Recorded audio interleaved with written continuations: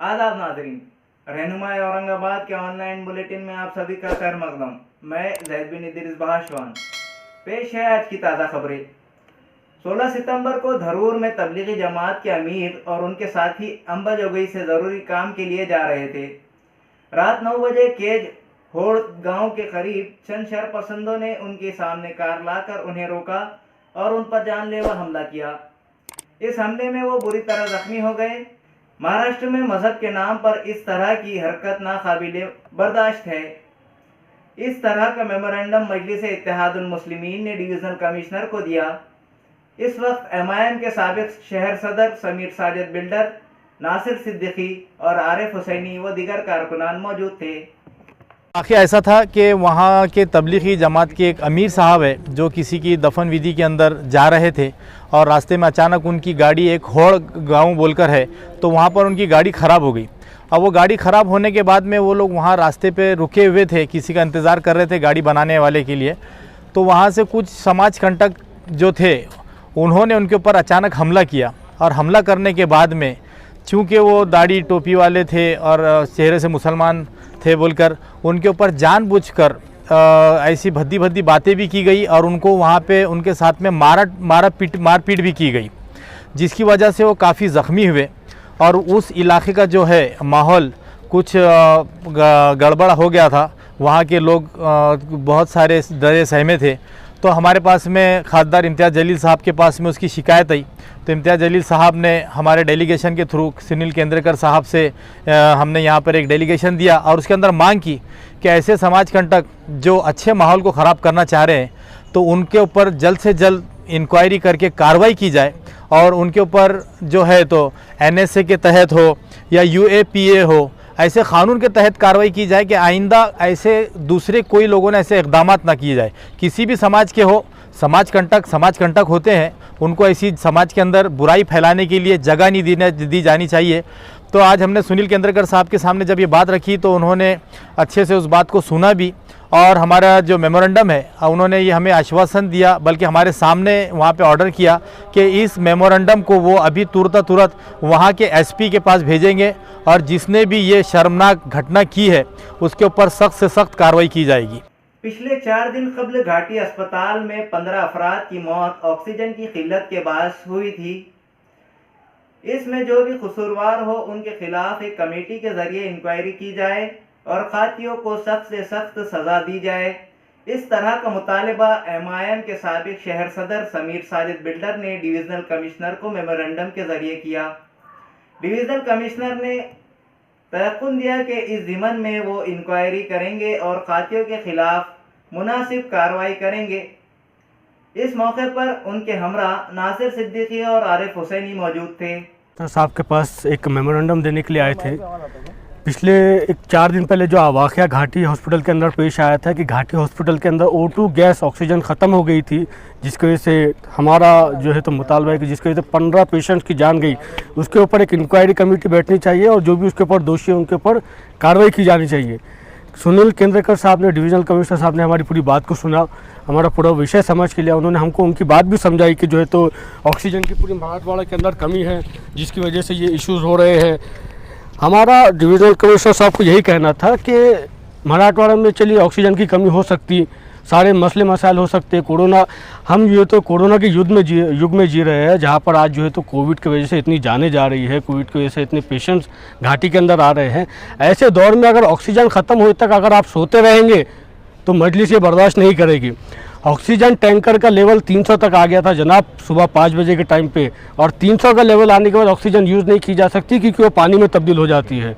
उसके बाद जो है तो घाटी हॉस्पिटल के बहुत सारे डॉक्टर्स ने, सर्वेंट ने बहुत मेहनत की, ऑक्सीजन के सिलेंडर लेकर भाग रहे थे।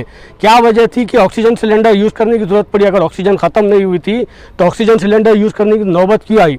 तो हमारी यही मांग लेकर हम डिवीज़नल कमिश्नर साहब के पास आए थे। उन्होंने हमारी बात को सुना और उन्होंने हमें आश्वासन दिया है कि हम इसके ऊपर एक इंक्वायरी कमीशन बिठाएंगे और जो भी दोषी है उसके ऊपर कार्रवाई की जाएगी।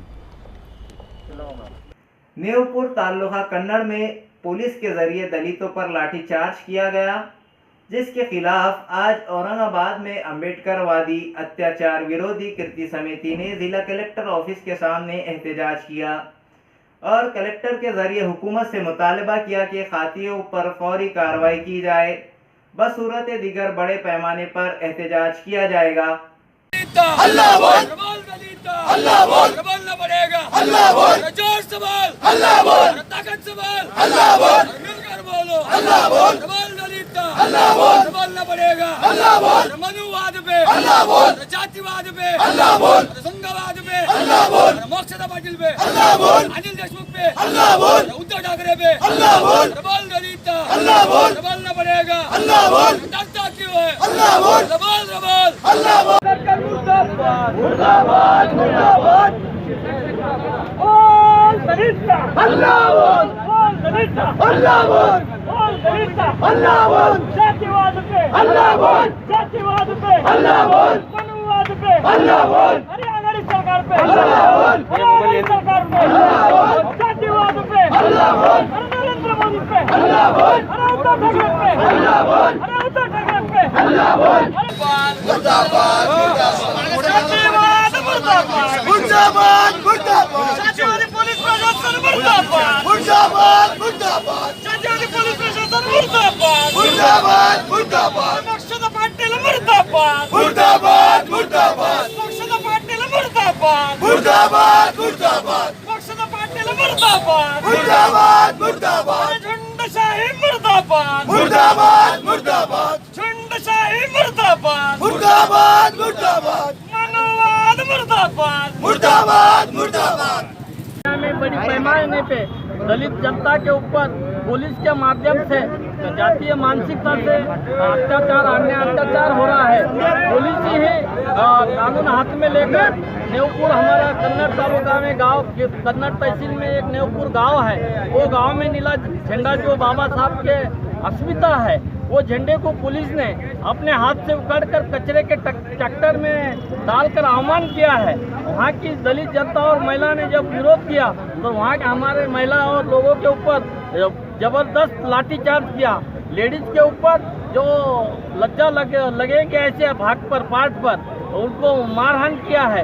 ये पुलिस अधिकारी के ऊपर कार्रवाई के लिए हमने आज से ये जन आंदोलन किया, शुरुआत आज की है। हम जिला कलेक्टर साहब से मिलने वाले हैं। अगर उन्होंने हमारी मांग की अगर मांग का न्याय देने की बात नहीं की तो हम आने वाले 15 दिन में 50,000 का मोर्चा औरंगाबाद शहर में अम्बेडकरी कौम के ओर से निकालने वाले हैं। जय भीम। आज औरंगाबाद के सभी अम्बेडकरी पक्ष संगठनों के जो कार्यकर्ते हैं उनकी ओर से औरंगाबाद में जो बढ़ता जातिवाद है, जो जिस तरीके से दलित समाज पर अन्याय अत्याचार राज्य में हो रहा है, उसके खिलाफ में सभी अम्बेडकरी गुटों की कार्यकर्ताओं की ओर से ये जो मोर्चा का आयोजन किया गया था, इस जगह पर आज हम प्रशासन को एक अल्टीमेटम देना चाहते हैं कि अगर इसी तरीके से राज्य में दलितों पर अन्याय अत्याचार बढ़ता रहा तो लोकशाही के साथ में ठोकशाही का अवलंब करके यहाँ पर का जातिवाद खत्म करने के लिए अम्बेडकरी ताकत पूरी तरीके से पुरजोर तरीके से विरोध करेगी। आज हम देख रहे हैं महाराष्ट्र में दलितों पे अन्याय अत्याचार बढ़ते जा रहे हैं। हमें लगता है कि जब जब राष्ट्रवादी के पास होम डिपार्टमेंट आता है, गृह खाता आता है, तब तब ये दलितों पे अन्याय अत्याचार जानबूझ से करते हैं। आप देखेंगे कि पिछले 1 साल से जब से आघाड़ी सरकार आई है तब से दलितों पे अत्याचार ज़्यादा बढ़ गए। आप देखेंगे कि औरंगाबाद जिले में नेवापुर हो, खंडावड़ा हो, कन्नड़ हो, इस जगह पे आप देखेंगे सबसे ज़्यादा अत्याचार हुए। मैं एसपी मैडम से मोक्षदा पाटिल से मांग करता हूँ कि आप ये रोकने में असमर्थ हैं। आप ये रोक नहीं सकते, आपका पोस्ट कुछ काम की नहीं है, आप एसपी कुछ काम की नहीं है। अगर आप सच में अगर कार्रवाई करते थे तो आज ये किसी की हिम्मत नहीं थी किसको अत्याचार करने की, पर आपके ये दिशा कारोबार की वजह से आज ये दलितों पे अत्याचार हो रहे हैं। मैं मांगनी करूँगा गवर्नमेंट से कि मोक्षदा पाटिल से राजीनामा लीजिए, उनकी यहाँ बदली कीजिए। जब तक ये मोक्षदा पाटिल एसपी जब तक औरंगाबाद में रहेगी तब तक दलितों पे अन्याय अत्याचार ऐसे बढ़ते रहेगा। इसके वजह से अम्बेडकरवादी कृषि समिति की वजह से आज हमने निदर्शन रखे। अगर ये अन्याय अत्याचार कम नहीं हुआ तो आगे चल के बड़ा मोर्चा हम यहाँ पे निकालने वाले हैं। ज़राअती इस्लाहात बिल राज्यसभा में भी मंजूर होने के बाद औरंगाबाद में बीजेपी की जानिब से एक प्रेस कॉन्फ्रेंस मुनक़िद की गई। इस प्रेस कॉन्फ्रेंस में साबिक़ स्पीकर असेंबली हरिभाऊ बागड़े ने सहाफ़ियों से बात करते हुए बिल के फ़वाइद बताए और कहा कि इस बिल से किसानों को बहुत फ़ायदा होगा। इस बिल की वजह से किसान खुद अपने माल की कीमत तय कर सकेंगे। कल राज्यसभा में काश्तकारों के ये एक अच्छा कानून बनाया। वो कानून में ये लिखा है कि काश्तकार अपनी उपज कहीं बेच सकता है, मार्केट कमेटी की बाहर भी बेचता है, अपने गांव में बेच सकेगा, अपने खेत में बेच सकेगा। वो अभी भी बेचता था, लेकिन उसको कोई संरक्षण नहीं था। अभी जो व्यापारी हो गए, वो व्यापारी को भी लाइसेंस होगा। अभी इस कायदे की जो नियम बनेंगे, वो नियमों में ये सब बात आ जाएगी और काश्तकार के लिए ये कायदा जरूर था। अब भी वो कल राज्यसभा में मंजूर हुआ। इसके लिए हम पंतप्रधान नरेंद्र भाई मोदी जी के बहुत बहुत आभार मानने के लिए आज यहाँ आए हैं। मैं उनके हमने सर्व भारतीय जनता पार्टी की ओर से उनके आभार व्यक्त करता हूँ। धन्यवाद। तो ये थी आज की खबरें। कल फिर मुलाकात होगी ताज़ा तरीन खबरों के साथ। अपना बहुत ख्याल रखिए और देखते रहिए रहनुमाए औरंगाबाद। आदाब।